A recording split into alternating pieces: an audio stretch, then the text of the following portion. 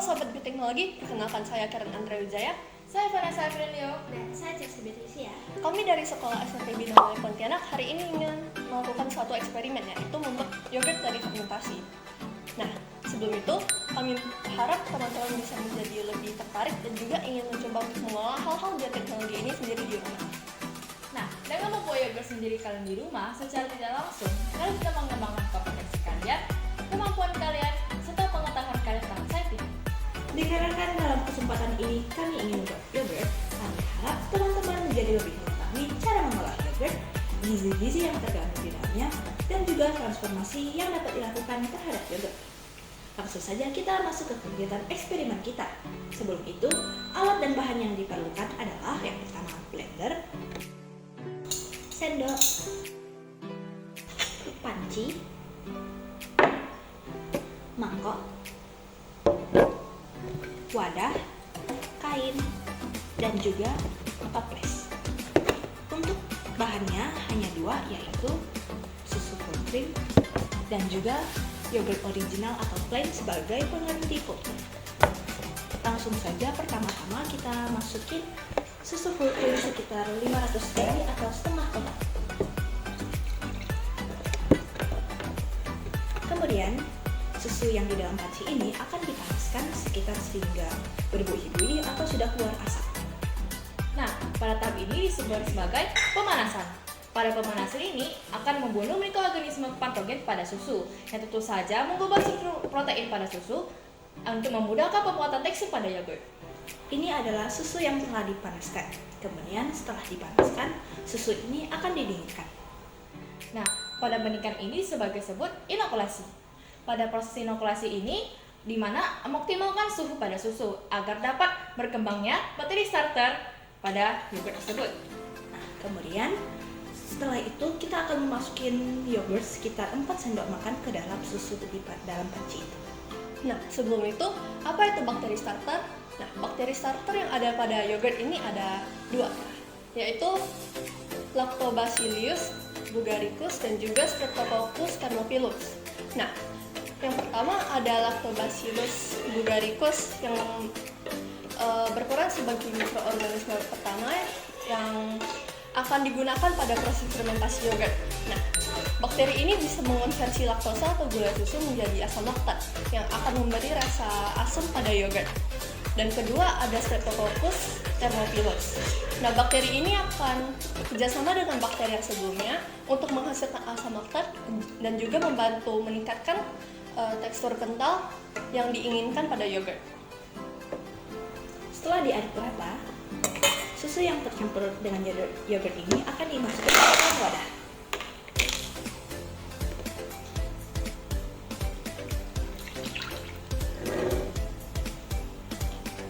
Setelah itu, wadahnya ditutup.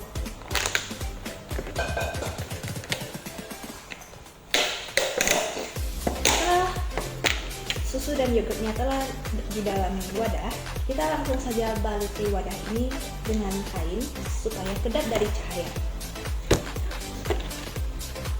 Dan jangan lupa menggunakan toples yang lebih besar dari wadahnya.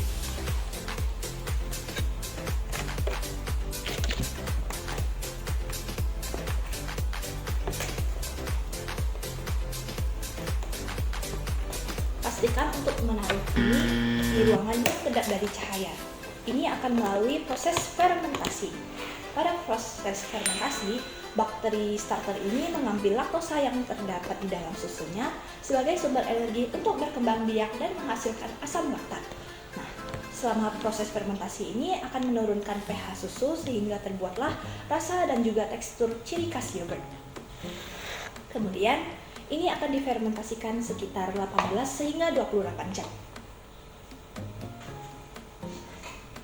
Ini adalah hasil produk yogurt yang telah difermentasikan sekitar 18 hingga 24 jam. Terlihat bahwa tekstur di sini menjadi kental dan juga memiliki asam yang ringan. Nah, ini adalah hasil produk yang sudah dilewati fermentasi sehingga perubahan fisiknya itu menjadi kental dan memiliki nutrisi yang kaya akan protein, kalsium, dan lain-lain. jangan lupa untuk dimasukin ke dalam kulkas supaya tidak basi, dan juga untuk memberhentikan proses fermentasi. Kita akan masuk ke pembahasan. Seperti yang kita tahu, yogurt ini adalah makanan fermentasi yang mengandung bakteri baik seperti Lactobacillus bulgarisus, yang dimana ini memberikan manfaat yang baik untuk sistem pencernaan kita. Yang kedua adalah Streptococcus thermophilus, yang dimana dia memberikan tekstur kental pada yogurt seperti sini untuk menghasilkan yogurt dengan baik. Nah, secara perubahan kimia, pH susu yang awalnya 6,7 menjadi turun sekitar 4,5. Hal ini menunjukkan akumulasi oleh bakteri Staph.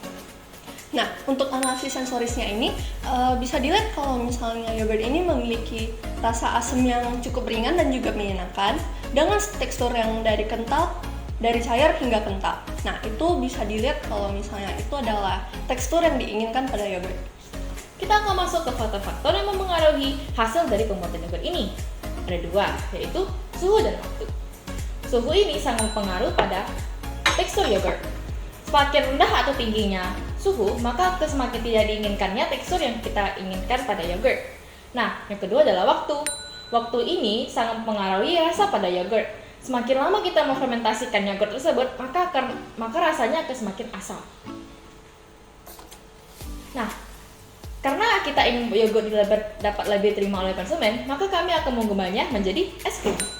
Nah, yogurt es krim ini bisa dibilang relatif sederhana dan juga simpel. Yang pertama, sesuai dengan step pertama membuat yogurt, yaitu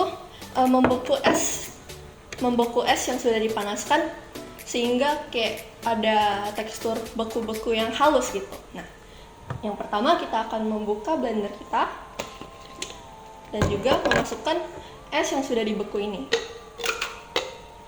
Kemudian diikuti dengan sekitar 2 sendok makan yogurt ini.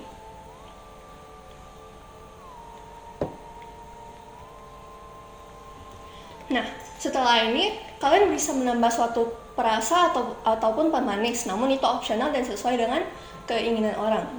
Dan di sini kita tidak begitu menambahkan perasa ataupun pemanis. Dan tidak dilupa juga untuk menambahkan es agar dia bisa menjadi padat dan ada tekstur es krimnya gitu.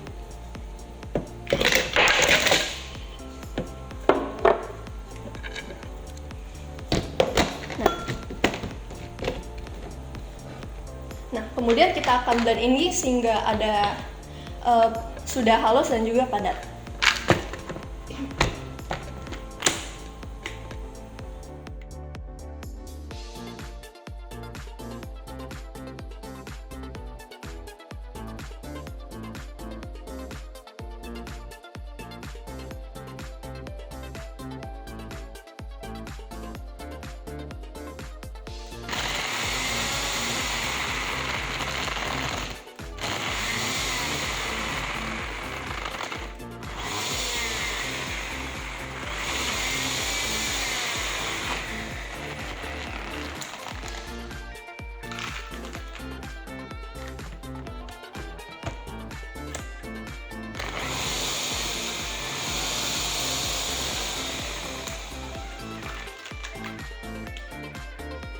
Nah, jika sudah padat dan juga sudah terlarut, maka kita bisa taruhnya ke suatu wadah. Nah, wadah ini kita akan bekukan lagi agar dia menjadi lebih padat dan memiliki tekstur es krim.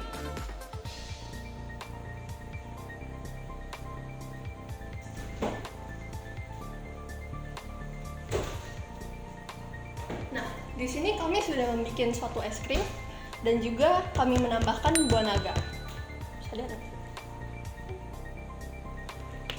Nah, es krim sini yang ini udah dibekukan dan juga udah kami nambahkan buah naga agar bisa lebih membantu menjaga kesehatan kita, terutama pada pencernaan.